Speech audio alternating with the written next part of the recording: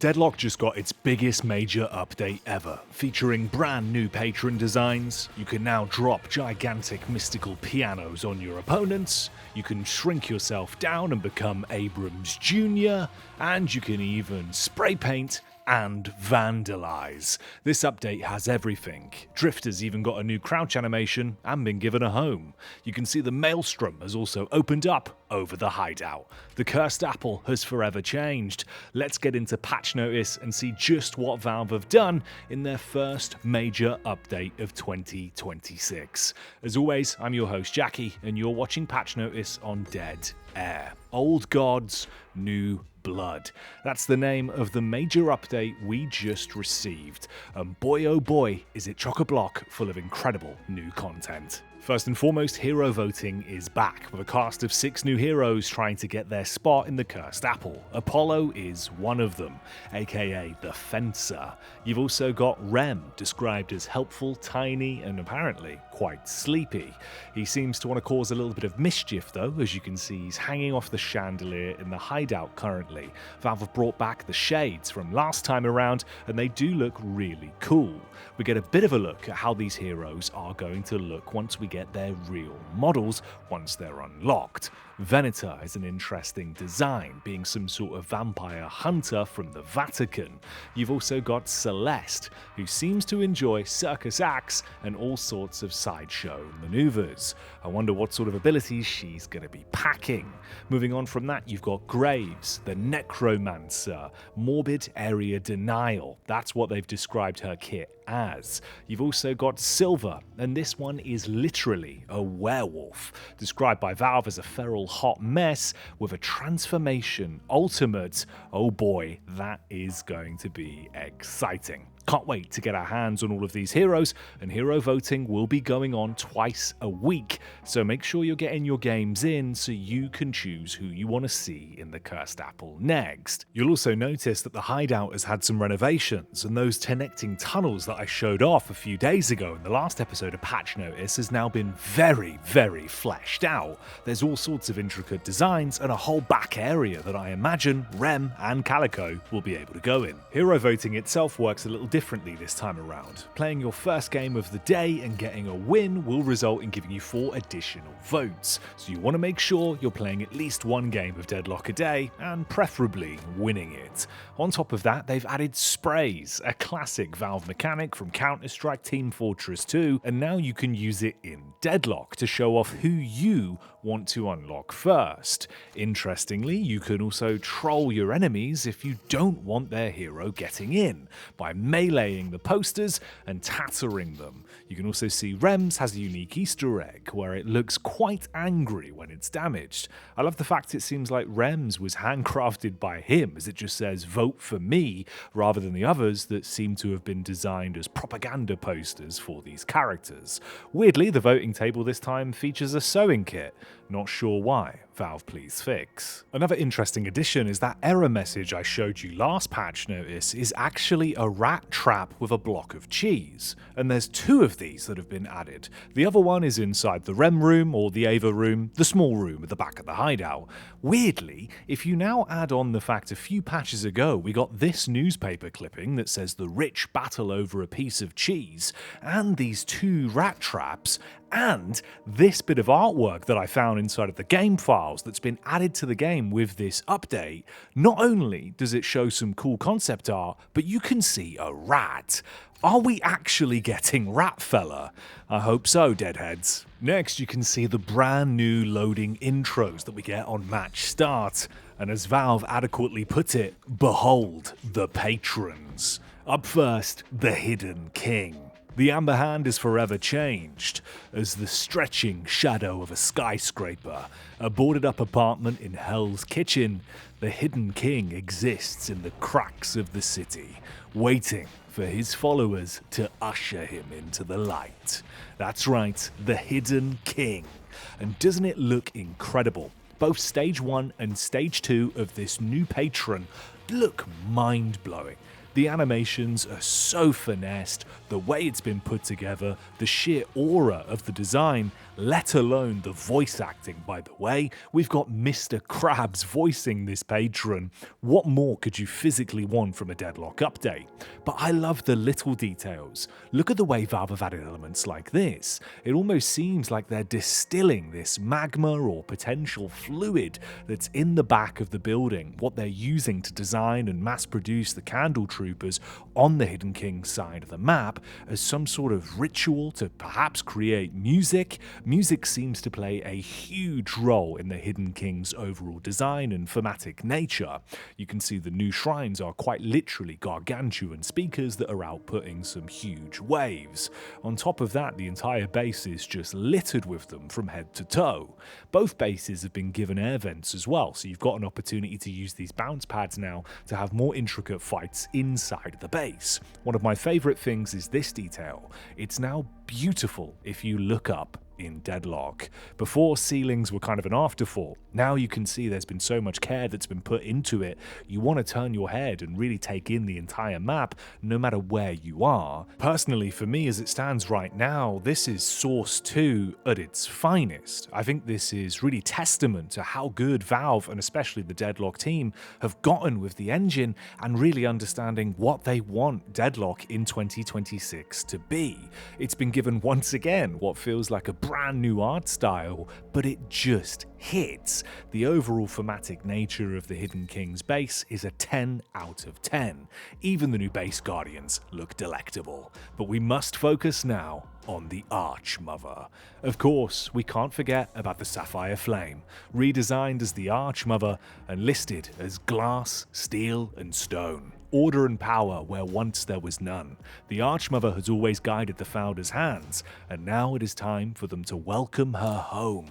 Doesn't that spark intrigue? The concept that the Archmother has been here for a very long period of time, perhaps whispering to the founders of the Cursed Apple, playing some sort of role in government or perhaps in the mystical nature that controls the world that's been leaking out into the world since the dawn of time. It really sparks your imagination with all the sort of ideas of where Valve are going to take the storyline now. Once again, both of the stages for me are incredible. I love the stage 2 in particular on the Archmother. The way it turns into this rotating head, it looks like a raid boss, like we've rolled it back to Icecrown Citadel or something ridiculous from Wrath of the Lich King. You can look at the new base design as well here. This one's gone for a little bit of a different flavour, whereas the Hidden King is all about this industrial, grungy feel, like you've walked into a trap house. This is a pristine museum. It's beautiful, it's sleek, it's got all sorts of different high-class materials, jade, marble, clean, sleek surfaces. Almost looks like they've used RTX in a lot of these areas with how it's presenting these beautiful reflections and casting such magnificent shadows, giving you that duality of both sides of Source 2's capabilities now in Deadlock. It's just coming into its own, isn't it? You can see the difference here in the new shrines as well for the Archmother. These are these gigantic books on plinths that seem to be using some sort of magical energy.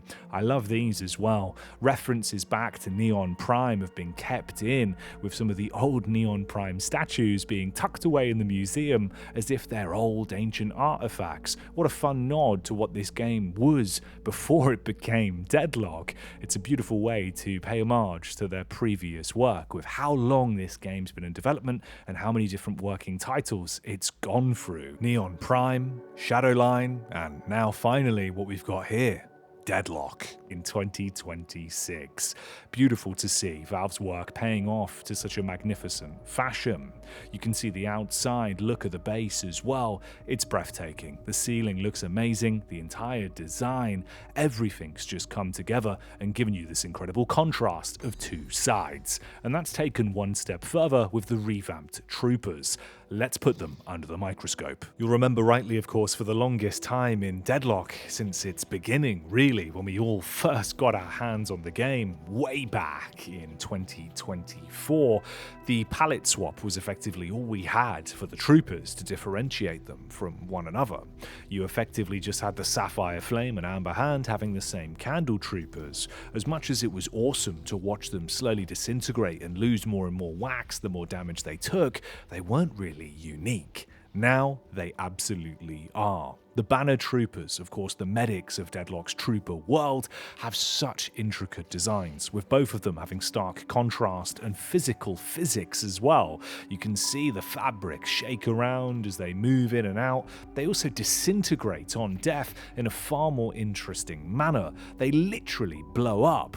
Both sides have also been given new carriers. You can see it's sort of industrial casks for the Hidden King, whereas it's more these gemstones being delivered on top of pallets for the archmother. The troopers have really improved. I love what Valve have done, but I love this even more.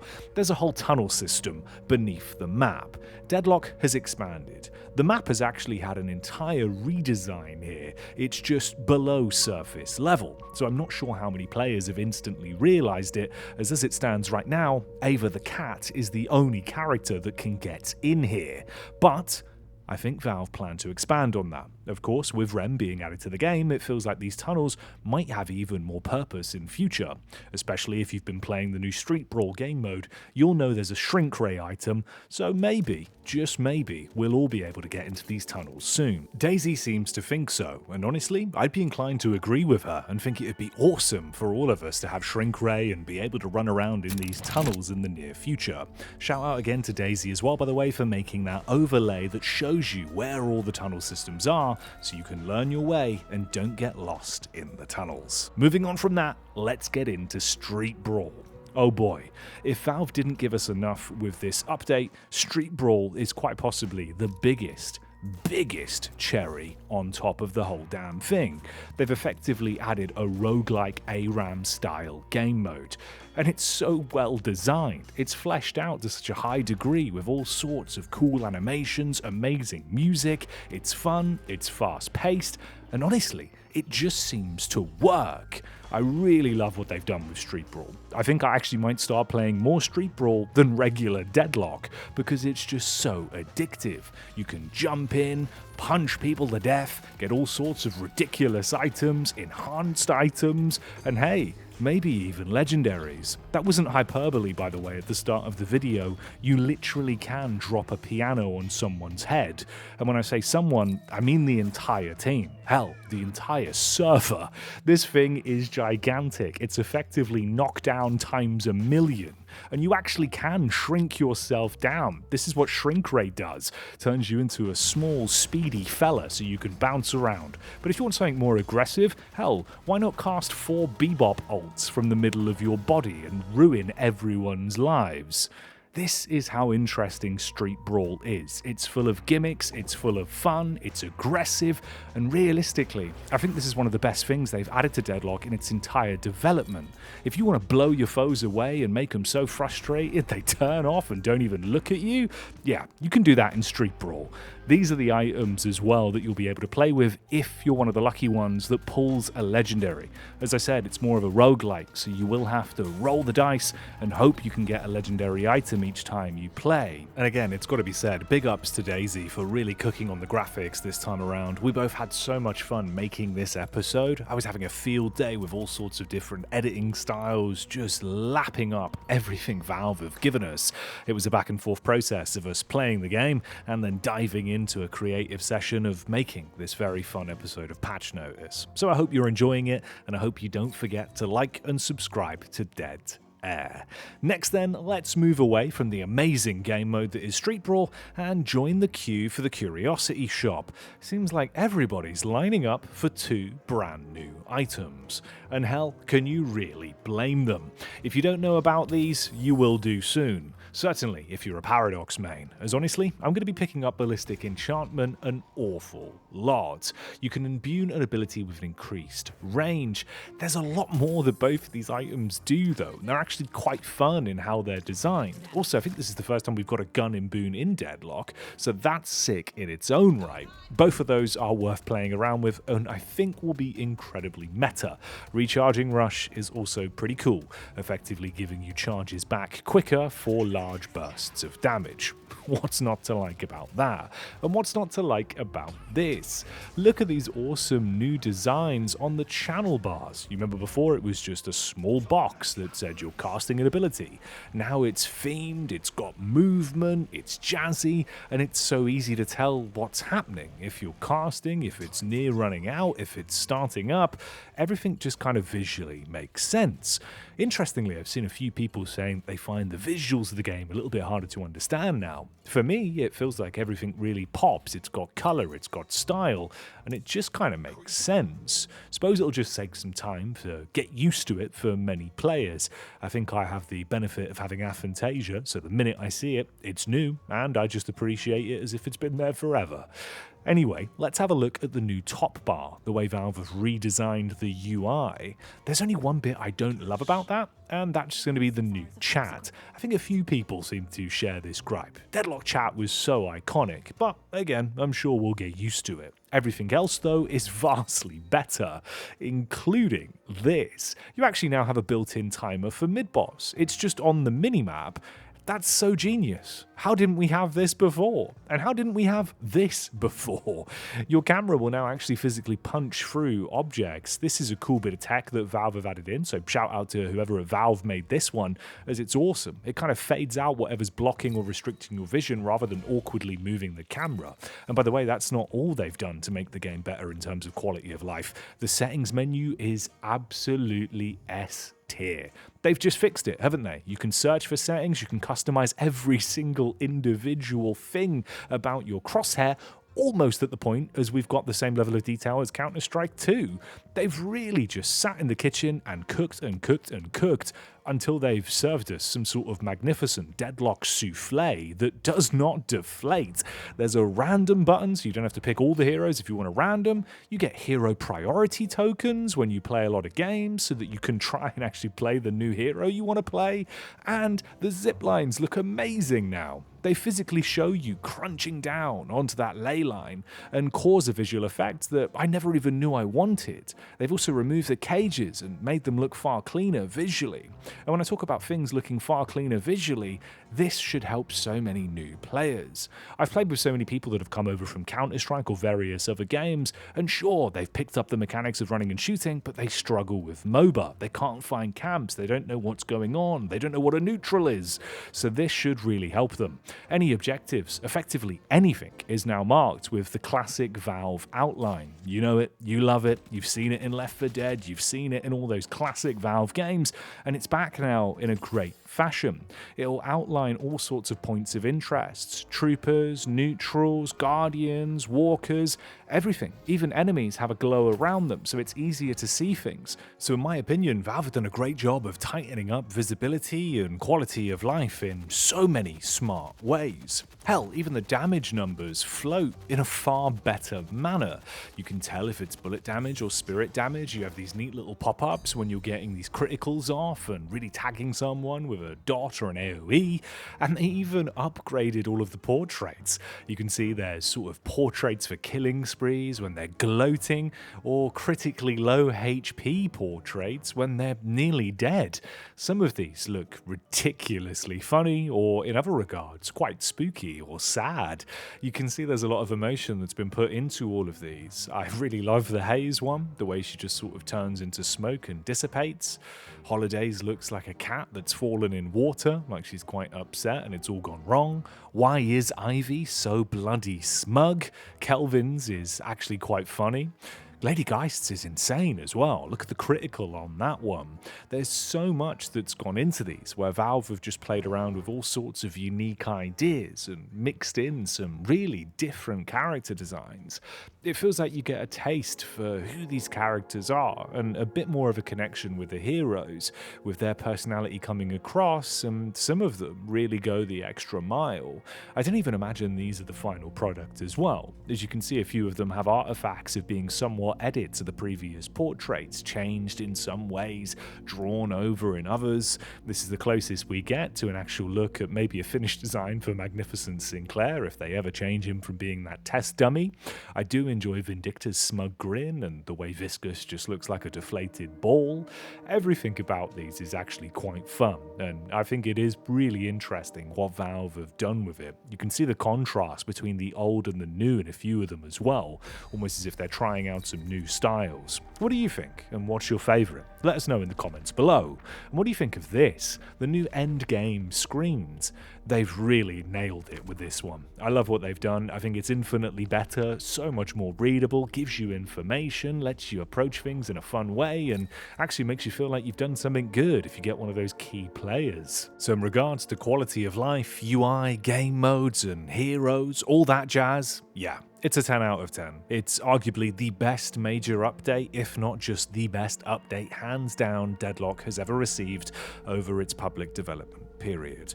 Valve have cooked to a massive degree. But hey, this is Patch Notice, so you know that means we're going to check out every single detail when it comes to what they listed as they continue to redesign the map. I've been flying around trying to find as much as possible here, and there's so much. It feels like what they've done effectively is gone in, added multiple brand new areas, of course, with the tunnel systems, the subways, connecting trains.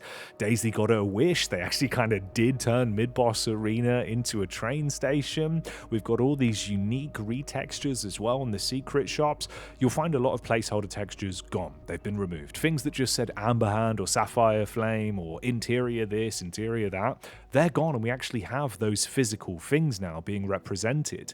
You've got the nice design in terms of the flower shop here with far more greenery, textures, all sorts of props. Things are popping up and coming to life. But even just on the nooks and crannies between lanes, the back areas of the walkers here on Greenwich, look at this brick texture on this archway.